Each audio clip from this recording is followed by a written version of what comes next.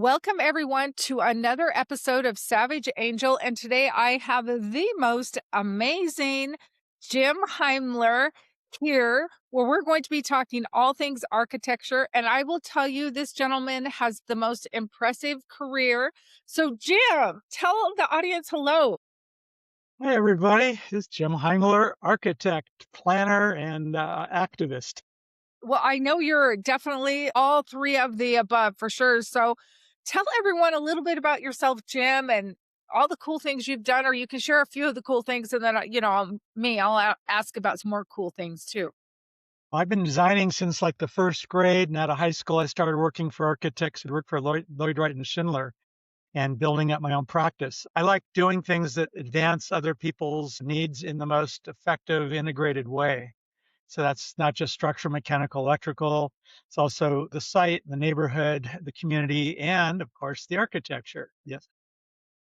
I always start from a plan, a site plan. I find a sweet spot of places of all types of construction and from residential, commercial, industrial, institutional. I've kind of worked on all of that. And I just look for what's the key things and I try to accentuate that, put some pop into it, not just standard architecture, Yes. and try to integrate as many things as possible that I'm allowed to do by client and or engineers or city.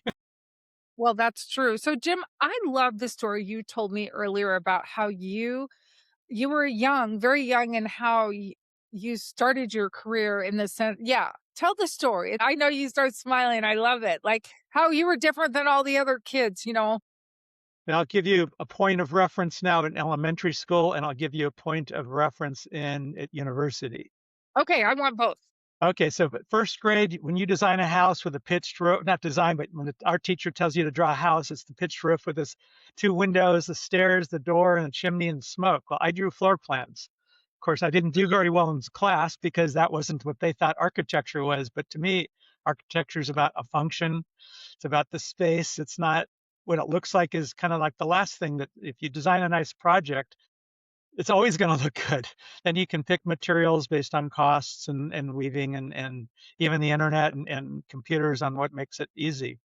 Then taking it a step further, and I took every drafting class you could ever take from God, middle school, high school, college. I took everything because I wanted to know how to draw.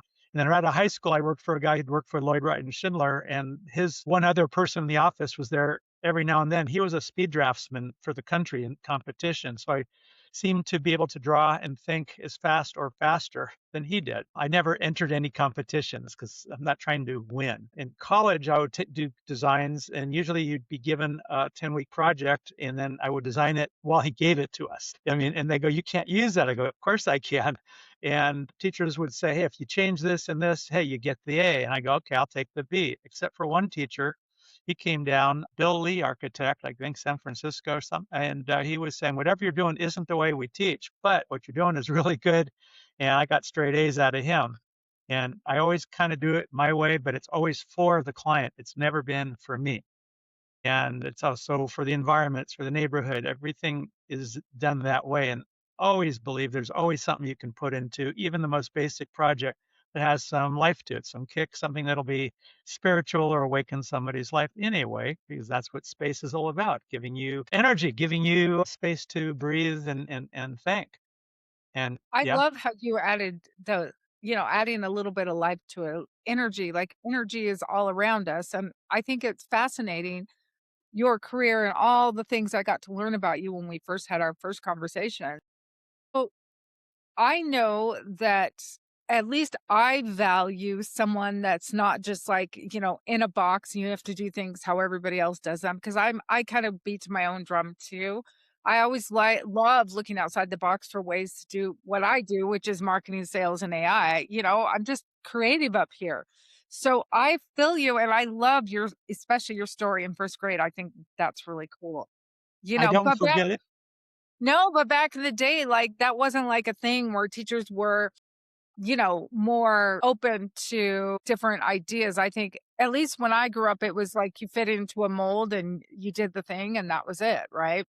I think it's changed a lot. And it's also a lot of puzzles. I mean, I grew up doing puzzles. Even the wood puzzles that you had to piece together, you go into somebody's house and they've been working on it for weeks and it wouldn't get together. You sit down and 2 minutes later you put it together and they go, "What'd you just do?" I go, "Well, I thought somebody should put it together." They go, "But how did you do that?" I go, "I just put it together." It's more of an intuitive Yep. thing. It's like reading rules on how to put a closet shelf together. I don't read the rules because the rules tend to always be backwards or wrong. So I can just see where the wood is. I can see where the screws are, and I can put it together. So it's Jim, you just made my day because I'm gonna tell you a story.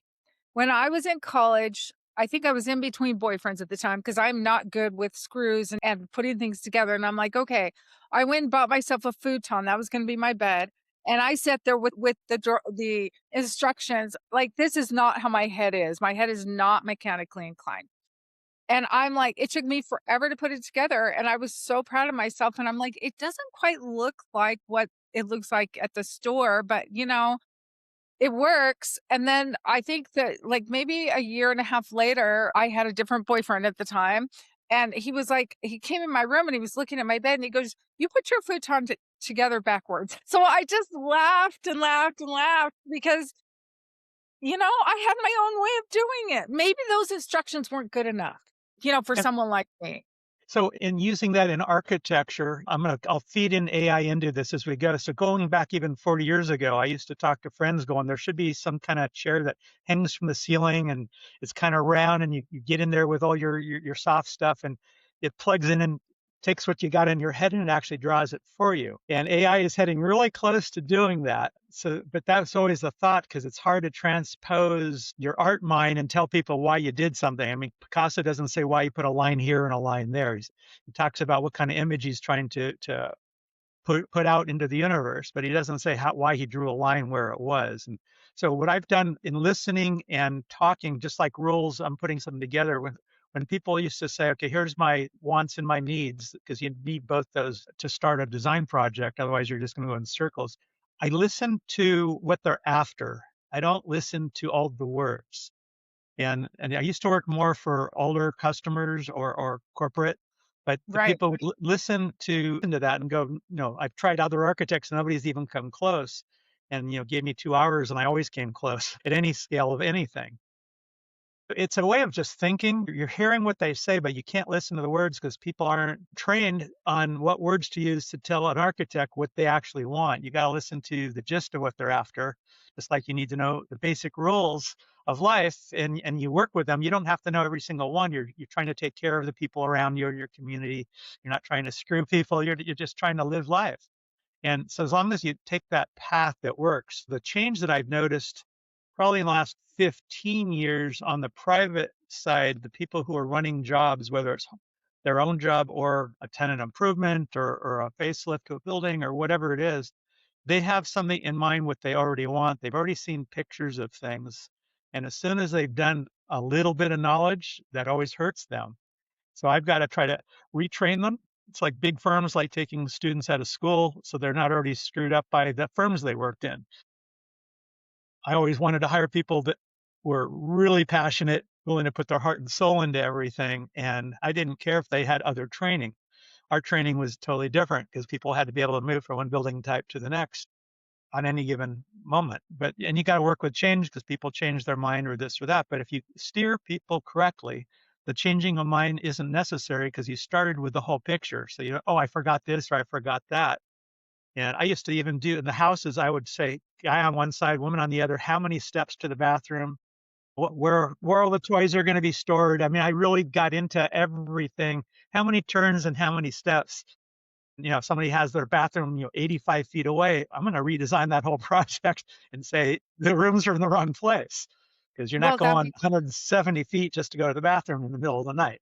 Well, and like, I love that you're saying this because I think about our house. So my husband is a custom builder for like 25 million plus custom homes. So, they're big homes, they're very ornate and all the things. And when we bought our home, it's just, a regular home, right? And he would come and it was obviously he wasn't building it. And he was very, very particular with the superintendent, which is great because our house has zero problems compared to our neighbors. It's like 8 years old. But I will tell you, I always like tease him. I'm like, whoever designed my house, we have this beautiful master suite. They put the laundry room right outside next to the master. And I'm like, your kids are teenagers. You're sound asleep, even if you have a fan or something going, and the kids decide that it's time to do laundry at 1 in the morning. I'm like, hello, that just does not work for me. Nobody thought that through. So in our house, when we did little additions to it, we did put the laundry room off a nook off the master bedroom, but I took all my acoustical clips and double layers of drywall and everything and heavy doors. And if it's on, it's not a big deal because you don't hear it in the bedroom. If you leave the doors open, I got 3 doors between that room and our bedroom, even though it's right against that part of a bedroom, you don't hear a thing. The I know. downside was there was a vent down below a deck, and if we have a bedroom window open, then we smell that. So we have to, if it's on, we got to close that one window. Well, see, I hear you. So let's jump and talk a little bit about, I know you've had an incredible career. You're doing some amazing things with activism, which I do want to talk about, but can we talk a little bit more about architecture today and how, young people are going into the architect field, and what does that look like now with AI and all the things compared to how you grew up and learned? So when you draw by hand, you actually feel everything, you see everything, the whole sheet's in front of you, the pages, your other pages that you're not drawing on are right next to you. If you're making a change, at least I would go through each drawing and make all the changes simultaneously. I wouldn't wait down the line. But usually there weren't too many changes in what I did. But if that happened, you got to make the changes. But then computers kicked in, and all you see is a little piece of the pie, and you got to spend most of your energy remembering which buttons to push and pull. You're not spending the time on imagination because you're really concentrating on how can I get this drawn within a budget, time period, the whole bit. And then, so I did a volunteer Boys and Girls Club. I volunteered to speak. Wasn't many people. It ended up I was talking to one woman, probably farm worker family, and she goes, I really want to get into architecture. She's a high school student. And she said, but I have a question. I go, you can ask me absolutely anything. And she goes, well, I look at all the new buildings and there's no heart, there's no soul to anything out there. And Mhm. I'm going, you're going to make a great architect.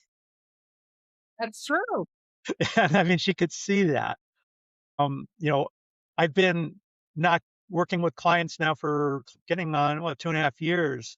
And when I walk through in a restaurant or anywhere I go in the last, I don't know, 6 months, I'll actually see changes wherever I go. Oh, they added lights underneath the alcohol on a glass shelf, or they changed out one seat, but they didn't change out the other, or they added one light fixture shining on one thing. And these are things I'm going, I'm actually seeing this today. And it's like I'm seeing those sparks all over the place. And it's like, that's, most people would never even, it wouldn't even come into their head. I just cannot stop from seeing it. Well, I completely understand that. So I will tell you, and maybe this is a little different, but when I go with my husband anywhere, and we've been married 28 years, so we spend a lot of time together. He will walk into a building. He loves history. He loves New York, and he will like look at everything, and he's really quiet. So one year, this is maybe 7 or 8 years ago, before COVID, I took him to New York City for his birthday. And you get on those red buses and you go around, and the man did not, we were there 4 days. The man hardly talked to me at all. I Oh, literally like, he didn't talk to me, and he's a little quiet anyways, but we're talking like I felt like I was talking to no one, and I like to have conversations. So I finally asked him towards the end of the trip, I'm like, "Is there something bothering you? Is there a problem? Do we need to talk through anything?" Keeping in mind we've been married a long time. And he's like, "No, this was the best trip of my lifetime," and blah, blah, blah. And I'm like, "What?" I go, "Then why didn't you even talk to me?" And he goes, "Well, I talked to you." And I go, "No, you really didn't." He's like, "Well, you're right. I was so like, I love the history. I love looking at everything and how it works and how they built these things."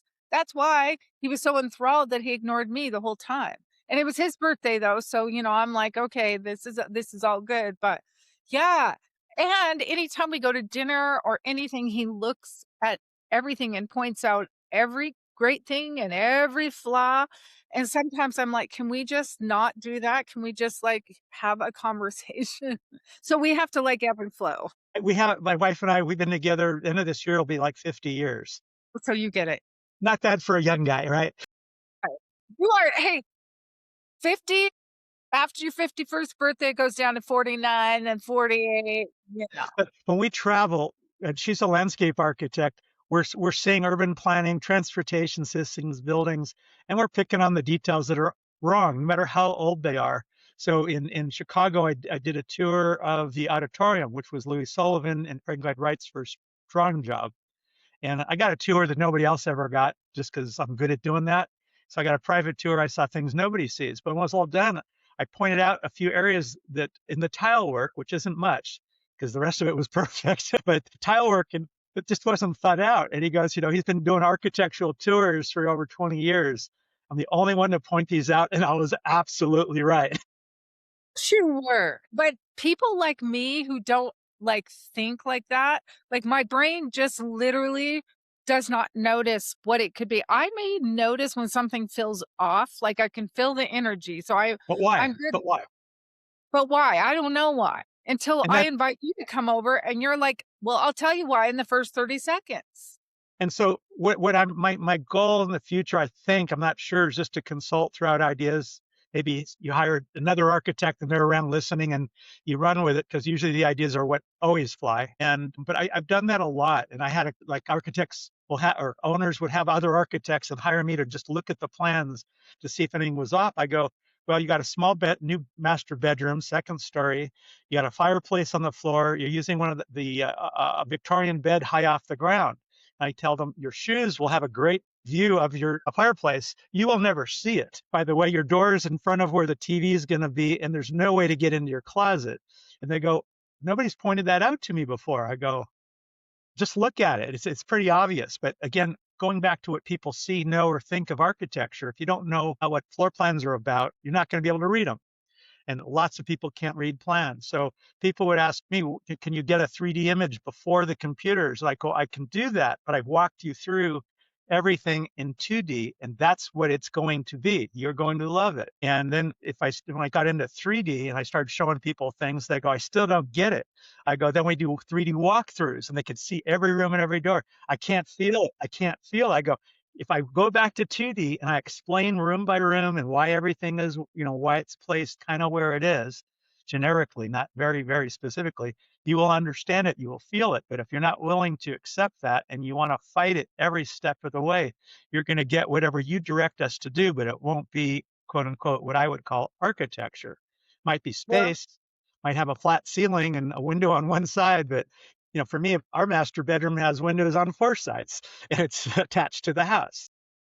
and I love that. I love that about you, and I love the fact that you can offer that service to people because I will tell you, keep in mind, I'm not an architect, but I will say that I'm running across people, more and more people that I've been talking to, and people are sick and tired of all the homes that look the same, right, in residential areas. They want something different. And because where I live, for example, it's a master plan community. There's 2,000 homes. We have cobblestone driveways, which is really cool. But there's like 4 to 6 different homes that are just keep being rebuilt with And different colors. Yeah. HOAs have very strict rules, and they say it has to be like this. It can't be different. So I was working for a guy, high end at a private place. He just wanted shutters on his house that Disney was going to design for him. Ooh, And that's and they would not accept it. It had to be the plain standard stuff that was in the community. And so he paid me to do the hearing, and they go, we will not accept anything except this. We don't care how bad the neighborhood looks, how run down everything is. It has to look like it was written in the rules, 40 years ago. It's like I can argue that out, and if they'd let me to spend more time, I probably would have won sooner or later. But Disney got turned down just to do shutters on a house. that's kind of sad. I have my best friend, she loves Disney, and her husband go, at least once or twice a year, and so they've got everything, so I hear you. 'Cause she's an enthusiast. So, let's dive in and talk a little bit about your actism. Your activism. Oh gosh, I said that wrong. It's one of those days, right? But I've been joking around all day, so maybe that's why I can't talk It's today. okay. So I grew up in Laurel Canyon, just for the sake of saying it. I grew up on Wendell Park Avenue. It was the first legally integrated development in LA or California, meaning the country. And so we had everybody and anybody out living on our street. But we had architects, we had Jerry Brown on our street. Either way, it was a very, people had imagination. They got into it. It was a mid-century modern kind of place, and my wife's teachers were the developers in landscape architects of our neighborhood. So everything kind of tied together. But coming out of there, I think out of the box. But as kids, parents needed babysitters, so they would take us to campaign headquarters to stuff envelopes. So from 8 years old, I started getting into campaigns, and it became something I really enjoyed, just to give a perspective of how well I work. If McGovern was running against Nixon, and we couldn't vote, but we were high school. We opened up a headquarters in the Fairfax area, conservative, primary and general. We worked the whole thing. We won both elections because we lost the generals on everything. But we worked 16, 17 hours a day, 7 days a week, 3.5 months without stop and without pay. And it's like, it's never been about money. This needs to get done. Somebody's got to do it. So I've always raised my hand. I've been on the board of Link Housing, top developer of affordable housing in California. When I was there, we were like the fourth, and I was there for 14 years. I was chairman. Chairman meant more than a month out of a year of free work, but in the end, it averaged out about a month a year spent working at Link. So if you're into affordable housing, check out Link Housing. No, I think that's really cool. I've been in campaigns of all types. As I started into my own practice, I started writing letters every Saturday from national parks, forests, super scoopers, pretty much anything I could find. I got involved in pretty much everything, and I wrote letters every Saturday. Now, don't you have another company or something? I Yes. thought, yeah. So I don't like being bored. I don't like having a second wasted. Yep. So I have two other companies. I got brought into them both because of my green world, and I helped back in about 78, 79 with three other people in Santa Monica. We opened the first government recycling center in the country, and it went citywide in a month and worldwide very quickly after that. I don't care if my name's not on it. It's irrelevant. I Well, isn't that the point though? Like, if just get you're it. really truly wanting to make change, it's not about who's the hero, it's about just getting the thing done. And it's always hard to start things. So I'm always good at getting things started because I got that upfront energy to push everything. So other activism, doing that, I got into writing. I also at that time got into at Santa Monica. We joined Ocean Park Community Organization, OPCO, and I got very active with them. I did public speaking at City Hall. I did, stopping jobs from happening, making jobs happen. And I got into parks whether it would be Playa del Rey back in the old days, that park out there probably had a lot to do with the group I was with. I didn't speak much on that one, but I was at meetings. And then we got glass off the beach. We changed rules. I got into the recycling. I got into changing laws, got that done. One person does have an impact, no question about it. Depends how much energy you put into it. Usually you can cope, there's so few people out there doing that. Doesn't take a lot of people to push things as long as the government are in favor of it. And if you're willing to do the work, they're really using to do that. That got me into doing hearings, architecture, city planning. I did lots of all my own hearings. If clients brought in attorneys to do it, problem would be the attorneys would speak first. And that also killed everything I was going to do, because you can't talk legalese when you're doing that. You got to talk common sense, and I can work a common sense thing to the ground until I win. I can't do that when somebody's introduced something that's just standard thought process. But I got into doing that, and to this day, I'm still involved in community activity locally and nationally. Definitely scared nowadays, so I am now an Austrian citizen and an American citizen. So I have flexibility. I'm always planning. I'm always looking into the future for community neighbors. I try to hire people who are local. I don't try to go over the I hill. like that. I really like that. And then I think yeah. I present ideas to MTA and Caltrans and City of LA on things that they could be doing to really push LA above and beyond. Answer always is no. We do it our way. We don't think out of the box. They're planning to put now a tunnel under the 405 area. I had a whole Really? system that would have been a whole city up there, and it would have been a Jetsons kind of city, and it would have covered all bases except for people who didn't want any construction in that pass. But it would have made Century City look small. Well, what's really interesting and really cool about you is that I really feel like you've got a servant heart. Like you really truly want to make the world a better place. When I first talked to you, one of the things that really stood out to me about you is first of all, you have a ton of energy. Second of all, it's like you open your arms and you're willing to talk to anyone, young, old, small, doesn't matter. And I think that we need more people like you in our world today. I think we need more people that are willing to mentor, more people that are willing to still do the work. Sometimes I talk to people that are retired or getting ready to retire, and they say, well, first of all, someone that's retired, I've talked to a few people in my extended family. Oh, well, I'm bored. And I'm like, I have no idea how you can be bored. There's so much that you can do in today's world with the advance of technology. Like literally, even if you can't like walk around everywhere and, maybe you have some health issues, you can still sit behind a computer and do some really cool stuff. And I just love that about you. I love how you're so active, energetic. You do so much for the world. I think it's amazing. And I think you said something earlier. You talked about how you're still going to do some consulting and things like that. And I want to shout you out to the rooftops. I want to let people know what that might look like for you because you're a breath of fresh air. So tell us what you're looking for or what kind of organizations or people that you're looking for to work with in your consulting. Okay, I also want to back up and go back to your other Sure. two, the other Yeah, I nonprofit. know. I have like Yeah, three so questions. in consulting, I don't know yet what I want to do in consulting, but basically, if you're thinking of doing a project, I would have somebody who could take lots of notes very quickly because I talk very quickly. I will. It's a brainstorming thing. So as you let me Yeah, go, I could take off and I'd find the right direction and what the sweet spots are. I've even had people give me their already done plans and say, look at them, and I don't even look much at the plans. I already find flaws in the basic thing they're doing. And then they go, thank you. We will relook at the whole thing instead of what's wrong with the details. But I'm looking at things that are custom that people want to, get the most out of, whether it's in any type of construction. It doesn't make a difference.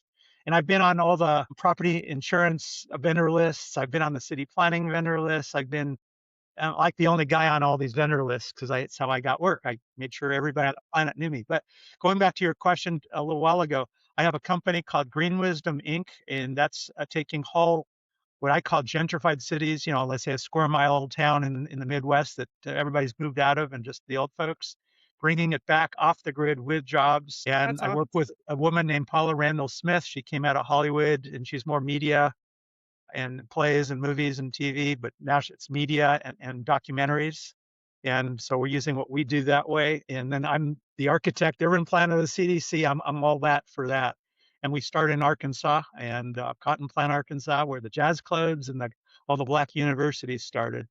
And so I worked there on that. It's been over 20 years. We haven't hit a hump. We haven't, and I brought in, even on the board, brought in people from, the general manager of Pasadena for 20 years. He was on the board and they're like, do this or do that. I go, no, we got to do it all or nothing because everything supports each other. Can't, put up a wall without supporting by the roof and the foundation. So so that we still do work on it. And we got movies that are getting award winning. The other one is Red Planet Ventures. It's space tourism. And again, brought in because of the green side. I'm the architect. Everybody else are the smartest people on the planet from all countries. And it's like, what do you do on planet or off planet? How do you go to space if everybody's from a different country? How do they talk, eat, food, love each other? I mean, everything. And so people, specialists of all these types come into these meetings. And we get close to like 50 to 500 acre projects. They'll be space themed. Have we pulled anything off yet? No, same issue. We know all the billionaires and the millionaires. We haven't been able to cross that threshold. And by the way, I talk to people who live on the street. I talk to people who are poor. I talk to the people, the billionaire conventions. I can hang out with a billionaire, or I can, I've been to the millionaire conventions, and you can't go to a millionaire convention and a billionaire convention and compare them because there is no comparison whatsoever. I remember you telling me a little bit about that, and then I talked to someone else, and honestly, I don't remember who it was, and they have done some of they were doing some comparison there too, and I thought maybe I should introduce you to, but I don't remember who that person is, so I'll have to go back and listen to my interviews because I have so many that are getting ready to come out, and see who that person was because, it's just interesting. I'm a big believer in connecting people at the right Well, time and right place. It always happens. so now when people call for jobs, I refer them to other people. It's really weird. I spent a whole lifetime building up clientele, but I'm just at the moment, my brain just can't sit around doing everything else. No, and I can appreciate that.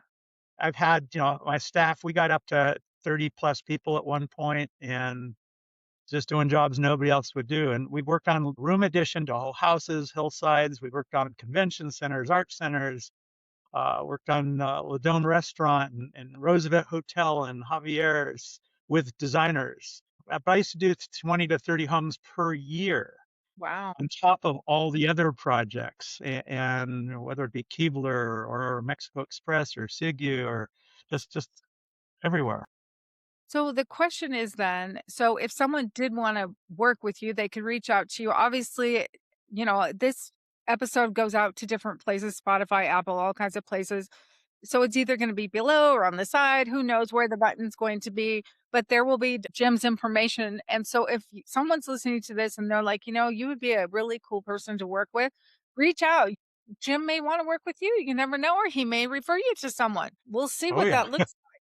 Yeah. Well, Same with students. I am talking to younger crowds that I see when I hear people with a lot of energy and they're talking about really into something, all of a sudden we'll start talking to them, my wife and I, and all of a sudden they'll go, God, want to meet you. They get a card, then they can call me. I'll, just get together and they can bring a whole crowd together. And I love being able to transfer how I've done things. I do think differently than others. So they have to remember that because if they think in a totally different way, they might not absorb a lot of what I do. But it always worked, and with 30,000 or whatever agreements that I had to administer, I seem to know how to do what I do pretty well. no, you do a dang good job. So thank you, Jim. Is there any last bits of advice you want to share before we sign off to the It's all about audience? passion. I mean, it starts with passion. You have to know what you're doing. You got to feel what you're doing. I don't see things, I feel things. Most people see things, so people can do a 3D sketch of what they're thinking of doing. I wouldn't even start there because then you've already thrown away the floor plan, the sections, and all the opportunity because now you got to fit something into a box you've already created. And for me, it's the other way around. It's more Sullivan-like and Frank Lloyd Wright style. It's fun, form follows the function. You can go from there. I believe in just integrating pretty much anything and everything that we're allowed to integrate into a system. I want people to have custom spaces that lift their spirit.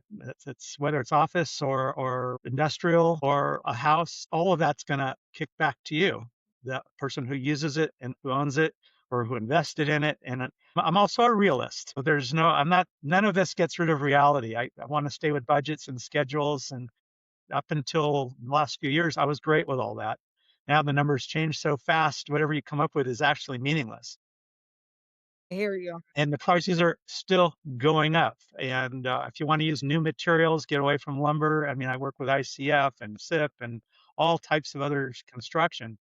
But the idea is to dream and see what's out there, and you can use something from one type of project on a different type of project. You can take an old plane and turn it into a house or an office building. It depends what you're trying to achieve. And then there's ways to work with budgets on more commercial levels, because if you're looking at marketing budgets, if you do a nice building that has a statement and a good statement that nobody else is stating, then all of a sudden you've got an image you can use that way. So I was doing Bell Sports, and they have the hockey sticks. It was like, what do you do around a door frame? Well, we would build a hockey stick frame around a door, or a baseball bat, or baseballs, or mitts, or whatever. But you can use things that people have that they do and integrate it, into their And own projects, like see, family that's crests. yeah. No, and that's super cool. I love that. I would see my brain doesn't go there. My brain's like, okay, here's point A, here's point Z, and my brain goes all around, and then it gets to point Z, but it doesn't think like how you think. It's very interesting. My brain is crazy. I always tell people just laugh, like it's like a train going off a track, over the cliff down into a big dumpster. Like that's how my brain is everywhere. ADHD to the max, right? But Keep it's going. good. I know. Well, exactly. And you know what's kind of cool though about having my brain? I love talking to people and I meet some of the coolest, most interesting people like yourself. And so I am so glad you were on this episode today. So Jim, thank you so much. And if anybody wants to get in touch with Jim, just look for his information around this video or this episode and get a hold of him. He's the best. And worst case scenario, reach out to me and I'll put you in touch. Bye for now.